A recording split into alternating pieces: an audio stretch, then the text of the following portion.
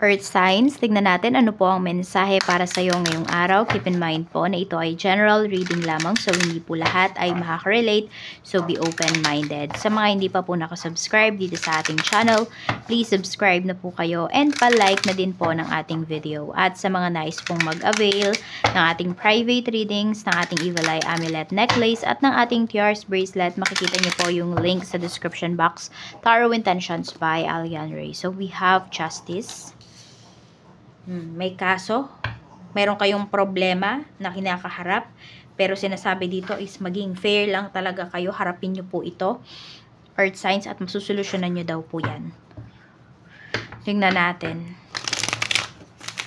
Or meron dito, pwedeng kayo ay nagtatrabaho sa munisipyo, nagtatrabaho yung iba sa inyo sa barangay, meron kayong katungkulan, or men in uniform yung iba sa inyo, or woman in uniform. We have King of Swords. Mukhang may nagagalit dito. May nagagalit ba sa'yo? Or very straightforward yung taong to. So, kung may pinagdududahan ka naman dito, Earth signs, pinapakita naman dito na kung sino man yung tao na to na nakakausap mo, very truthful naman siya sa'yo. Oo. Yan o. Kasi kung ano man yung lumalabas sa bibig niya, totoo naman daw. Tsaka kasi pinag-isipan niya yan eh. Hindi siya nagpapadala sa emosyon niya. Kaya alam mo yung mga sinasabi niya sa'yo.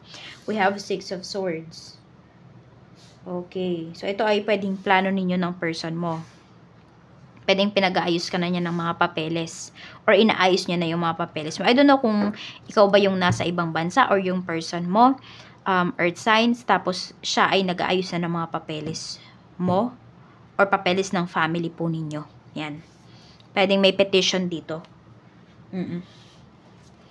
We have Eight of Pentacles. Or pwedeng person mo to, baka siya ay magsasacrifice, 'di ba? Malalayo siya sa inyo. Pwedeng asawa mo to, ganyan, or any family members. Magtatrabaho siya sa ibang bansa. Ayan po.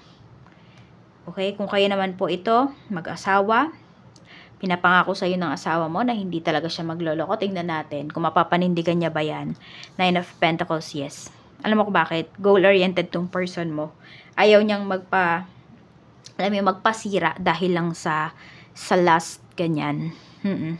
So, buo naman po yung decision niya dito, no?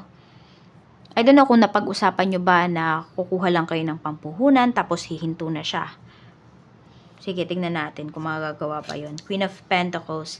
Yes, magagawa po yan. Basta sasamahan nyo rin po. Tulungan po kayo dito. Diba? Hindi pwedeng siya yung nagtitipid, ikaw gastos ng gastos. O kaya naman ikaw ay nagtitipid siya sa sobrang gastos. So, kailangan parehas po kayo dito ng, ng pacing, ng person mo, ng asawa mo. Para mangyari yung mga pangarap ninyo dito. We have Four of Wands. Ayan. Meron tayo ditong Nine of Wands. Okay, parang meron kayong binabakuran dito eh. Meron kayong gustong makuha.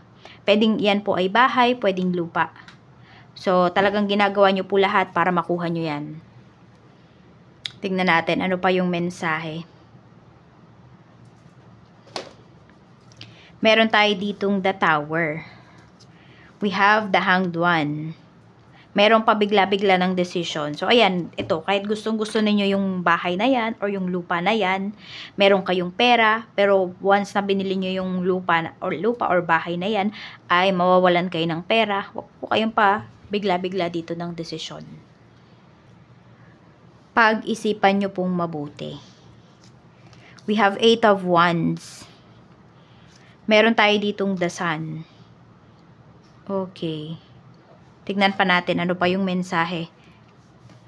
Meron ba kayo nakakausap na mas bata sa inyo? Earth signs. Ayan. Or merong request dito yung anak mo. Tignan natin ano pa yung mensahe.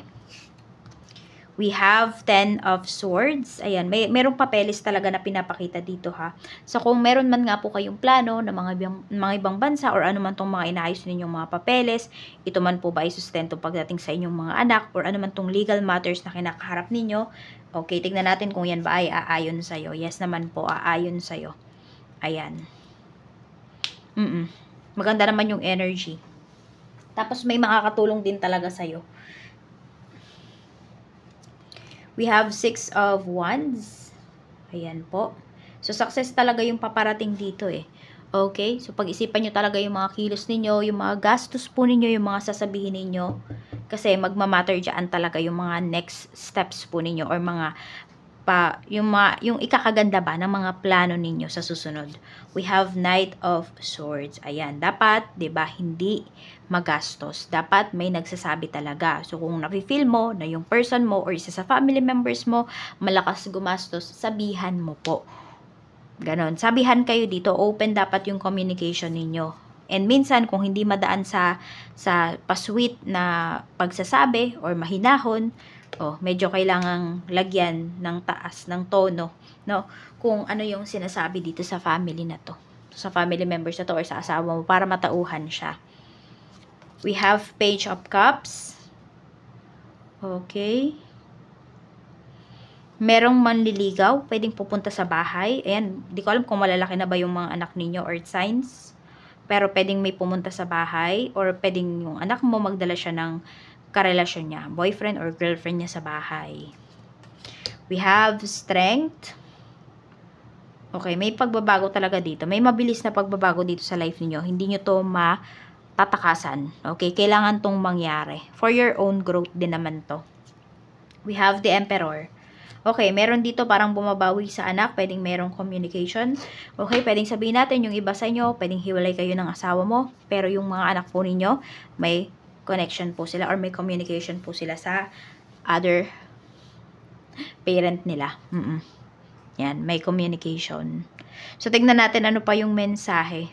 May nabibitin dito na desisyon kasi pwedeng isa sa mga family members mo or ikaw mismo, ayaw mo pang magdesisyon dito.